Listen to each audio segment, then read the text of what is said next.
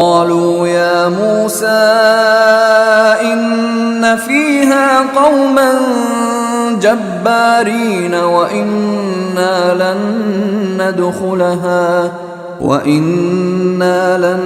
ندخلها حتى يخرجوا منها فإن يخرجوا منها فإنا داخلون۔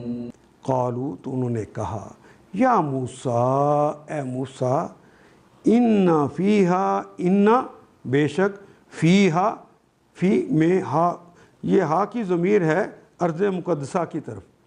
اس ارض مقدسہ میں، اس فلسطین میں ہے قوماً، وہ قوم جبارین، جو بڑی زبردست اور بڑی طاقتور ہے۔ وہ بڑے جبار لوگ ہیں۔ جبار کا کلمہ بھی ہم اردو میں استعمال کرتے ہیں، زبردست، طاقتور، جبر کرنے والے۔ یانون جمع کی علامت ہے، جبارین، وہ جبار وہاں رہتے ہیں۔ قالوا یا موسیٰ ان فیہا قوما جبارین، اے موسیٰ وہاں اس ارض مقدسہ میں تو بڑے جبار قسم کے لوگ رہتے ہیں، بڑے زبردست اور طاقتور لوگ رہتے ہیں۔ وَإِنَّا لَن نَدْخُلُوهَا، وَإِنَّا بے شک، اِنَّا بے شک، نہ ہم، لن مستقبل میں نفی کے لیے، نہیں، ندخلوها ہم اس میں داخل نہیں ہوں گے، ندخلوها ہم اس میں داخل نہیں ہوں گے، حتیٰ یہاں تک کہ یخرجو منہا، خرجا یخرج، یہاں تک کہ وہ نکل نہ جائیں، منہا اس میں سے، یعنی وہ جبار وہاں سے پہلے خود ہی نہ نکل جائیں، اس وقت تک ہم اس میں داخل نہ ہوں گے۔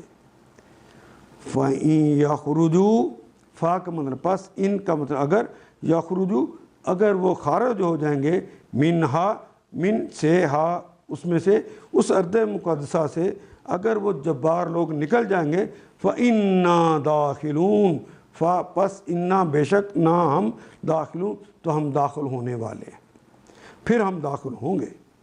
تو انہوں نے جواب دیا، اے موسیٰ وہاں تو بڑے زبردست قسم کے لوگ رہتے ہیں، جبار لوگ رہتے ہیں، وہاں ہم ہرگز نہ جائیں گے جب تک وہ وہاں سے نکل نہ جائیں۔ ہاں اگر وہ نکل گئے تو ہم داخل ہونے کے لیے بالکل تیار ہیں۔ ان آیات کو ایک دفعہ پھر تلاوت خود کیجیے، عربی و مبین پڑھتے ہوئے دیکھیے، کیا بات پوری اندر اتر رہی ہے؟ کیا یہ اردو کے سانچے میں ڈھلتی گئی ہیں عبارتیں؟ اگر بات سمجھ آنی شروع ہو گئی تو الحمدللہ یہی ہمارا ہدف ہے، اور یہ ہدف پورا ہو گیا۔ اللہ میرا اور آپ کا حامی و ناصر۔ الف لام